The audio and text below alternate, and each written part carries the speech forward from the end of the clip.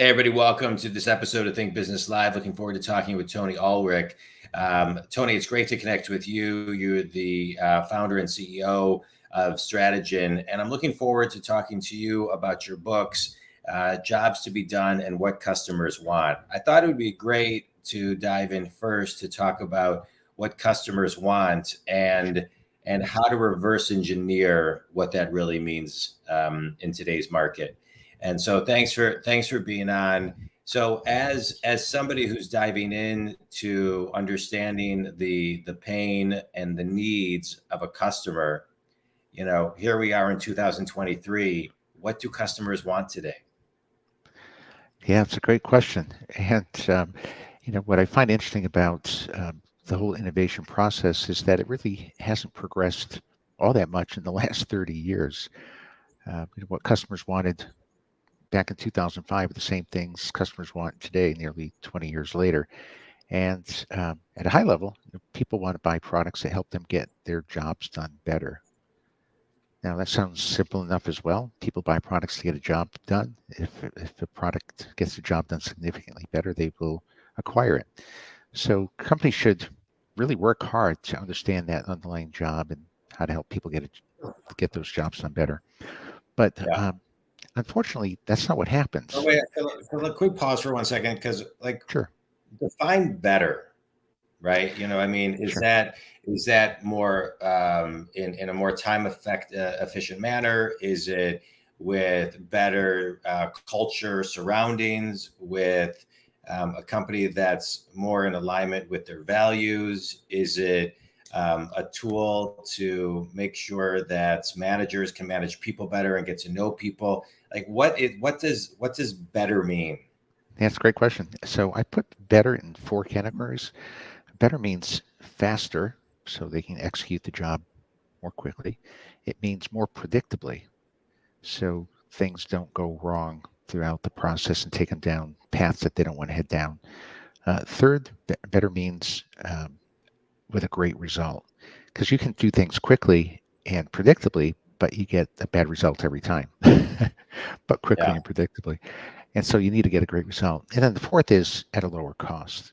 So better means faster, more predictably, better result, lower cost.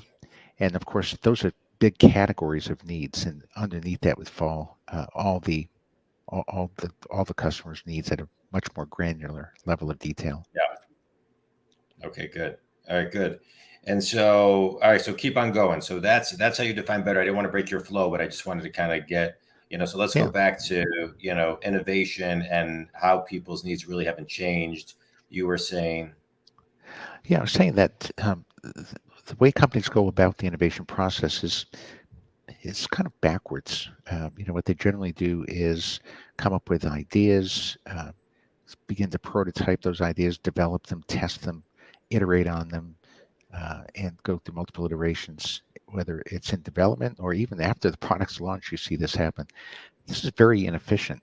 What they're learning with every iteration is what the customer wants. They're learning more about the customer's needs, but they're learning as they go, and they're developing product as they go. It's a very expensive way to uncover customer needs, right? The beauty would be, why don't you just conceptualize a product that you know will win in the market before you start developing it, right? Well, that's ideal. That makes perfect sense. Why wouldn't any company want to do that? Well, I think they do, but they don't know how to go about making that happen. In fact, many companies believe it can't happen, that it's impossible. And what we've developed over the last 30 years is an approach to make that a reality. So you could conceptualize a product you know will win. And the concept's quite simple. As I mentioned, people buy products to get a job done. So why don't we define a market as a group of people and the job they're trying to get done? Like tradespeople that try to cut wood in a straight line, or parents who are trying to pass on life lessons to children, or a surgeon who's trying to repair a rotator cuff, right? They're all using products to help get their job done. Now, if you define a market like that, you can quite literally go talk to those people and ask them about the job. So don't ask them about products, right? Let's stay out of solution space. Let's go through and have them break down the job they're trying to get done in 2 steps. And under each step, explain to us their definition of faster, more predictable, higher output, throughput, right?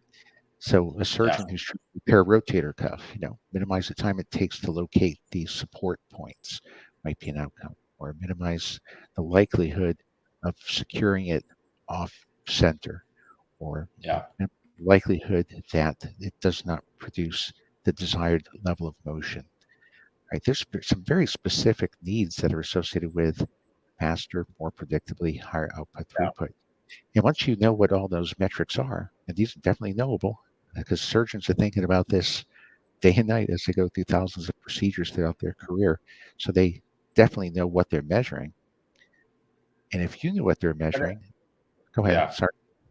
No, I was just gonna say, but I think I think what I'm hearing you say, as I'm a business coach, and Okay. I work with solopreneurs to fortune companies and everything in between, Okay. and what I find I do a lot of times is I kind of zoom out to listen to how people are doing things, the continuum, and find the missing pieces to make it, I'll put it in your words, something faster, more predictable, to get a better result faster, to make it get a result more predictable sooner in the continuum, which lowers costs because it seems like, just using the surgeon's example, I'm making an assumption here, but sometimes when people get too into their flow and their continuum, they need somebody to kind of zoom them out, and one small change in that flow can be highly innovative, which is, I think, what you're saying. It doesn't have to be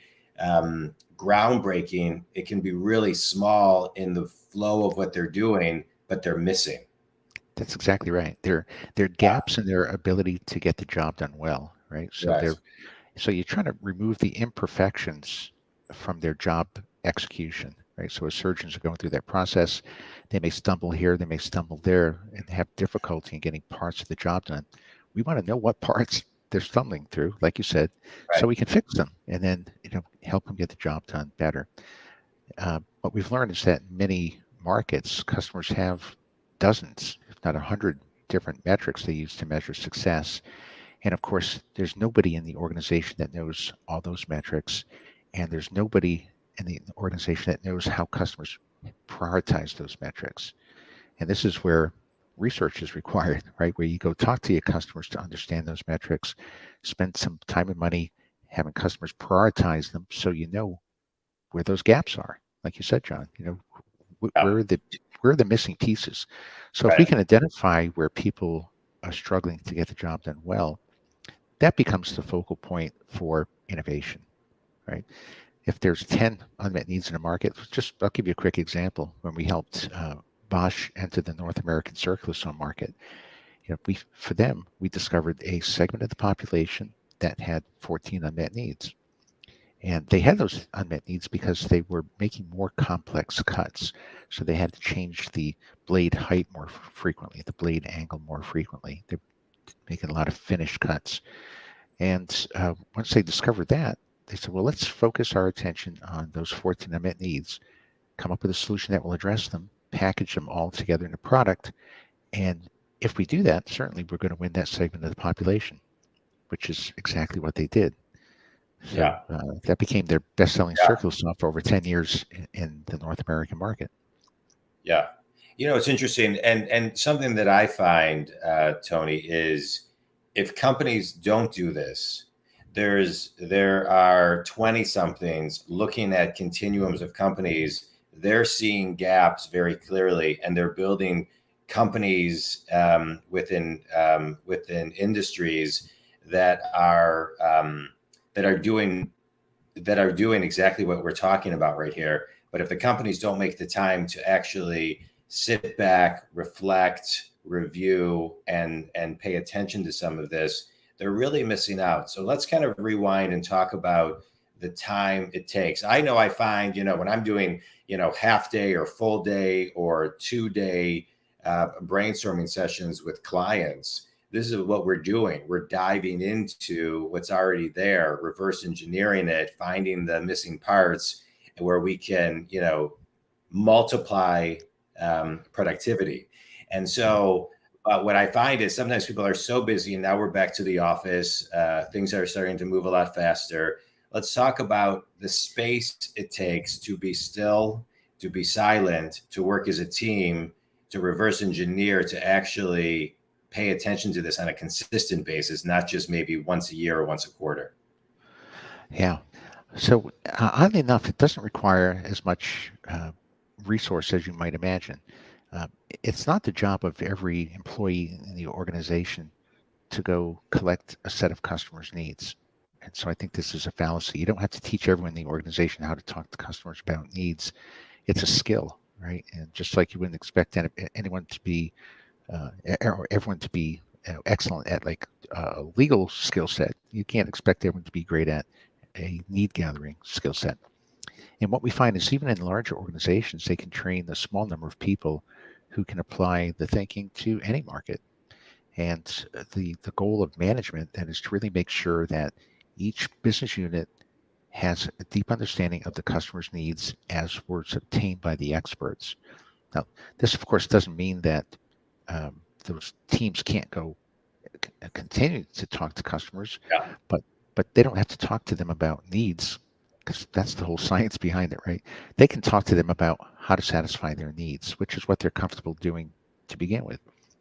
What we're saying is we're just adding this layer in front of this to say, here's all the metrics people use to measure success when getting a job done. Here's where they're most underserved in priority order. Here's what you should solve in order to create the most value. And we talk about this as the most efficient path to growth. Like if we can find the needs that are most unmet across the biggest population, that's where you want to focus, right? So we can lay them out quantitatively in order, and now the teams can do what they always do, but with good data, right? And I think that's the little switch. That's the one little thing that's missing. And I did want to make one other point, John, is that Good data. Are you saying good data is the one thing missing? Good data, right? Having that set of needs at the right time. And the one other point I wanted to make, and I pull groups of customers all the time. My customers, which are companies who make products, and I find this remarkable. But 90% of product teams, 90% of product teams don't agree on what a need even is. Yeah. Think about that. While everyone's trying to satisfy customer needs, they can't agree on what a need is. So how can they agree on what they are and which are unmet and how to solve them? Right. And that in a nutshell is the problem with innovation. Yeah. Love that. I'm working from home today, so those are my dogs. I told you before it kind of went on. So no, but I hear you, and and getting everybody in a space where they can at least start to kind of understand each other and evolve those perspectives and ideas. I love the saying, if you don't bring data to the meeting, then we just use our own opinions. And so good data points are really, really important. Tony, let's do a quick speed round. A book that's had the biggest impact on you. I loved Clayton Christensen's book, The Innovator's Dilemma, back in the 1997 timeframe, which opened the door to me to think about innovation in different ways as well, and how we could apply this thinking to help companies avoid disruption. So that was extraordinarily powerful in my mind. I don't know that book, but I'm going to check it out. Best piece of wisdom you've ever received? Let's see. Probably from my dad. It's not what you make, it's what you save, is what he reminded me constantly. That's a good one. That's a great one. And then last question, Tony. One thing that everybody can do to be more innovative is define your markets as a group of people and a job to be done, not as a persona, not as a technology, not as a product. Let's humanize them. It's a group of people trying to accomplish a goal. And tell everybody who your ideal clients are and how they can connect with you, Tony. Our ideal clients are companies who are been through all the other approaches to innovation, recognize the shortfalls, and want to take their innovation skills to the next level. And they can reach us. They can reach me at Ulwick at Strategyn.com, or you can go to Strategyn.com, the website, and look for contact information. That's great. Tony, I appreciate you being on the show. I'm a business coach. I work with successful people who are stuck to get them unstuck. I love this podcast because it gives me a platform to talk to people, to provide the listening audience and the watching audience to be in alignment with my mission to get them unstuck.